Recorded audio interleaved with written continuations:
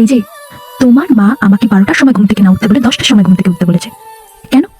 তাহলে নাকি আমি ব্রেকফাস্ট বানাতে পারবো। কেন? আমাকে দেখে ঝি মনে হয়? ঝি আমি বাড়ির? কি মা এটা তোমাকে বলেছে? তুমি কেন ঝি হতে যাবে?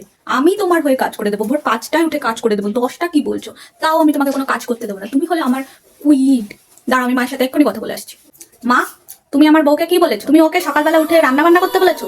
শোনো মা, ও কিন্তু এ বাড়ির বউ, এ বাড়ির ঝি চাকর না, সেটা মনে রাখবে।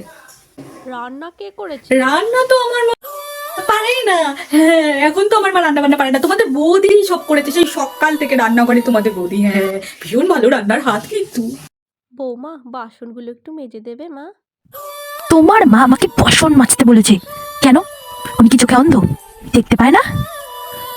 এটা কি আমি কালকেই নেল এক্সটেনশন করেছি আর উনি আজকে আমাকে বাসন মাজতে বলছেন? কি আবার তোমাকে মা বলেছে? দাঁড়াও, আমি কথা বলছি। মা, এটা তুমি কি করো বারবার বলো তো? তুমি জানো না আমার বউ কালকে নেল এক্সটেনশন করিয়ে এসছে? তাহলে সে আজকে কি করে বাসনটা মাজবে? হ্যাঁ, নিজে পারলে করো, না পারলে ফেলে রেখে দাও, ঠিক আছে?